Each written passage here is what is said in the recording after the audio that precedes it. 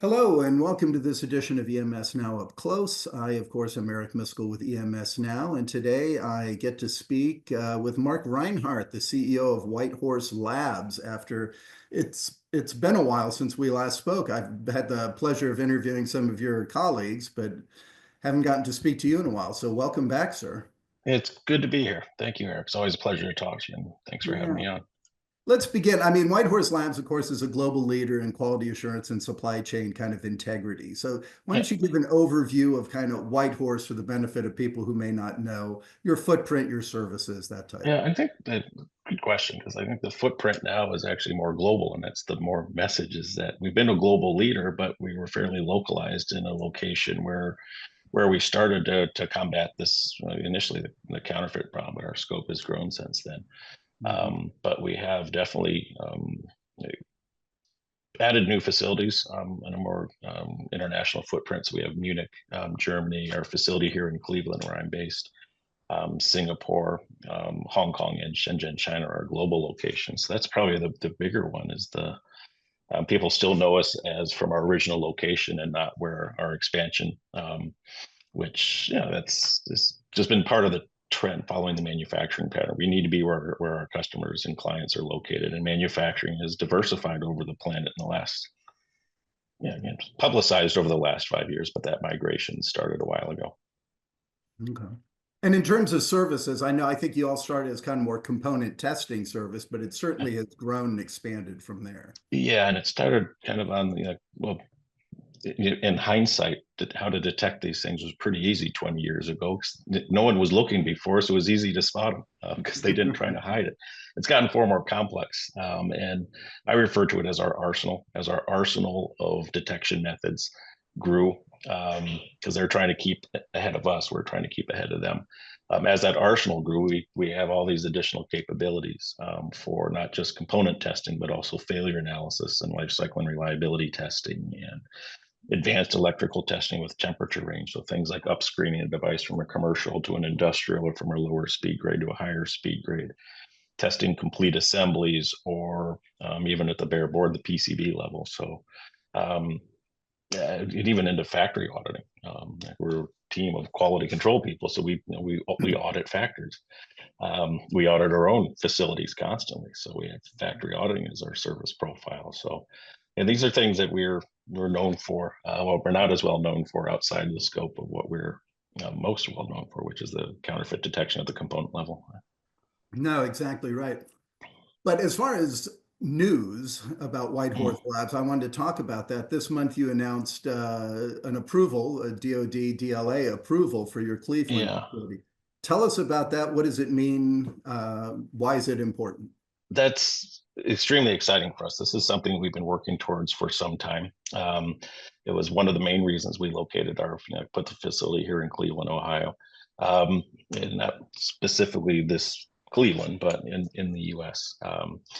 But we've always said that our job is to secure the supply chain, to protect the supply chain. But this DoD approval as a qualified commercial test lab allows us to do work directly for the Defense Department through the Defense Logistics Agency or for their suppliers. And the it kind of puts us in a position of being able to protect the people that protect us. So it has Right. real meaning because it goes beyond protecting supply chains to protecting people in a more um, realistic and the people that it's the guys and gals that are defending us, and it's our job to make sure that they can do so safely. So it has real meaning. It's very important for us from a business perspective as well as the human perspective of the value and the importance of what we do.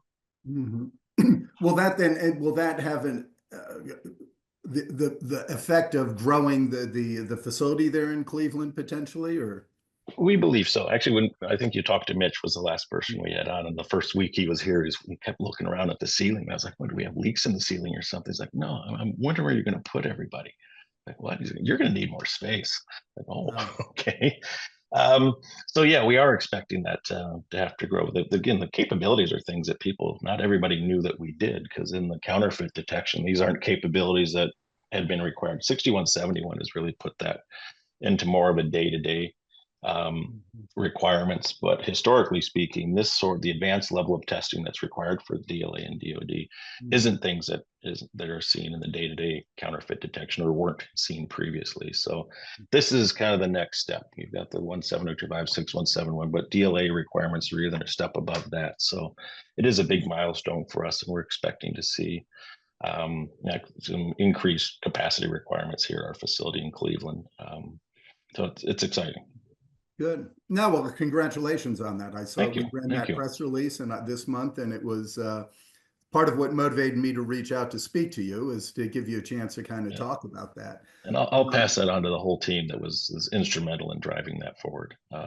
It's a lot of people put in a lot of time in that, and even the folks in DLA down in Columbus, we appreciate their support. So it's been a big thing. Yeah, no. It's always a team effort, isn't it? Yeah, for That's, sure. and it's important to recognize and acknowledge that. Hey, the other thing I wanted to ask you about is you've been putting out these quality inspection reports, and kind of, I think, on a monthly basis, Ron. We Yeah, run them as a feature. We did one today, as a matter of fact, on that. yeah. I think it was the January edition that was just Okay. published. So, but tell us about that. Reflect kind of what the insights are and the benefit that that brings. I have my thoughts, but let me kind of have you explain it Yeah, we first. started that a long time ago. I think we actually used to call it from the horse's mouth, like the front line of defense. What are we seeing? What types of devices are at risk, at jeopardy? Which manufacturers, and even which part numbers. And we got a little pushback from some of the people whose parts we were testing that got listed, that they're a little concerned about that. It's like, well, okay. So what we want to do with that information is to bring the awareness up, and I think over the last couple of years that really awareness is out there about the need to be proactive in protecting supply chains. This data is a little bit more targeted towards understanding what device types are at risk. We'd like to go into, you can utilize some of the data analysis tools at our disposal to really, the amount of data we have is huge over the 20 odd years now. But that's part of it, is to raise the awareness, like I mentioned, but also is try to see patterns and trends in terms of which manufacturers and device types are more susceptible to being cloned or reused or put into the supply chain. It's not just what we see. Some of it is what we see. Some of it is the ones that we see that have problems. And we're trying to combine that data and to let people know really which particular area should we be looking. Yeah. Let me call out a few points that I noticed on, because I thought I liked that it started off showing the different testing methods, right? So it gave some reflection about the type of methodologies being used, which is interesting, in the volumes. But then you also talk about the testing outcomes. And I found that very interesting, kind of everything we're testing, what's the outcome? I noted it said almost 26% of components tested in January exhibited potential issues, right? I mean, that's a lot. And historically we'd seen it go down. On a historical basis, we started about, actually probably in some cases 20% good is what we were seeing 20 years ago. Only 1 in 5 was actually like an unused device. Most of it was refurbished and remarked and all that sort of stuff. But it's reversed over time, and it is geographic. Some areas we see higher profiles of pass and fail or susceptible parts than others. But yeah, in the allocation era, we saw huge numbers because people were jamming anything they could find in the supply chain. Now, I think with the market being slower from the component usage side, and that we've seen positive trends largely through your information. Thank you. But seeing trends in terms of increasing manufacturing, but the the market being slower, people have got to make a living, and they're trying to sell anything that they can get their hands on, kind of the opposite direction. You only get one transaction a month, and you don't have those parts don't exist, so we'll find them somewhere. So Yeah. it's a little bit tricky when desperate times require desperate methods, and some people are in that boat and doing some things that are questionable. And just to be clear, though, it's not just counterfeit, it's also substandard components, right? Sure. Yeah, Right. So it's not just, a 20-year-old part is authentic, but it may not work anymore. It hasn't been stored properly. I mean, And even if Hmm. it works electrically, if you can't solder it to the board because of oxidation or some contamination issues on the leads, it's still not going to function correctly. So yeah, there's a lot of substandard. It might be authentic, but there's a lot of substandard product out there. And a Okay. lot, I think, just has to do with storage conditions or aging inventory management. Right, right. But it also I mean, kind of emphasizes the need for kind of continued scrutiny of this, right? And having Yeah. good supplier verification and quality testing procedures or capabilities. So, Yeah, and we see a lot of clients that are actually auditing their suppliers more and more often for things like inventory control and inventory management. How are you, under what conditions are you storing product? yeah. Um, and we've seen some parts just in the past week that are 30 plus years old. They're like, oh, there's some oxidation on them. Yeah, they're 30 years old. We'd expect them to have, but Yeah. it's a problem that can be mitigated. But yeah, there's a lot of product out there that's, I mean, Yeah. it's authentic, but it might have been used before. Yeah. But in more cases, it's just old. Yeah. The other piece I wanted to kind of ask about and that I found interesting because it's insightful is under what is it, the component manufacturer trends section, it Mm, talked about the demand for RF components increased, right? Which kind mm. of speaks to kind of reflects kind of the growing applications within that, right? So that's Yeah. kind of as far as a leading indicator, so to speak, right? Yeah. In some ways, it's a trailing indicator because we Mm. don't see the technologies until they've been around long enough to start to hit the refurbished market. Um, Mm. and RF has been around for a while, but again, the applications for it has grown, and we've gone with more wireless technology, the IoT, which sounds so old now, but it takes a while for those technologies to start hitting the high volume ranges of devices that start getting Mm. filtered into this substandard market, or where clone manufacturers can each catch up to the technology and produce at least a similar device. Whereas Mm. before, when these technologies first come out, no one else can make it. So you don't really have a risk of counterfeiting because there's only one company that can do it as long as you do the baseline. But as alternative manufacturers develop, then the original devices become more at risk. Mm. So in one way, it takes us takes it a while for these to get into our field of vision. But once they're there, it is a leading indicator, as you mentioned, Yeah. for um, what are the devices in demand, and particularly the high value ones where people have, when there's money to be made in selling counterfeit, they Right. probably target the higher value ones first. And we're starting to see more of these RF devices in that category. No. No, I just wanted to call out the inspection reports because I think Mm, that they give good insight. I read them when I see them on a month. I think it's still on a monthly basis. yeah. It's the frequency, and I hope that continues because we like Yeah, public. it certainly will. And again, we'd like to add. We certainly will continue, and like everything, we're always trying to improve on what we're doing. Right? Can we add depth? Can we add some more dimensions to that data by different tools to run the analytics on it? But we do find that quite interesting. They're good. They're interesting to review, to take a look at it, take a step back from what we do every day, and go, all right, what just happened? What have we been seeing? What are the trends? Right. Can we project some areas where we need to develop capabilities, for example? Right. Or areas again where that product types or manufacturers or device types that weren't at risk Hmm. previously that are now okay. People are starting to try to clone these devices. Okay, well, we better be prepared for that. Yeah. No, no, no. I just wanted to call that out, and I Mm. didn't advise anybody or recommend to anybody who's watching to check those every month. I think they're a good short read. The way it's produced, and I mean, it just takes a few minutes to kind of skip through it. So, Oh, uh, good, it's working then. yeah, yeah, it's but that's people's right. That's the mind Mm. share that you get, right? Where I deal with that with EMS now on a daily basis, right? People don't have time to sit down and spend an hour kind of reading articles the first thing in the morning, right? Yeah, true. So I think it's perfect. Listen, I'd be remiss if I didn't ask when, you see so much from the trending from, especially with the component industry globally, Hmm. right? You're this bon vivant man around a global presence. So, yeah, and you travel. What are you seeing? Is there anything that's noteworthy that's going on in the industry relative to come on? I'm also interested, do we see any development of component manufacturers in regions outside China even? I mean, I don't hear much about that, so I'm just curious. Absolutely. Yeah, a lot of the higher grade, more complex devices weren't being manufactured in China. The fab might have been done somewhere else. They might have actually done the assembly. In other locations in China, we were doing more of the higher volume but lower complexity devices. Some of that may be also for IP protection.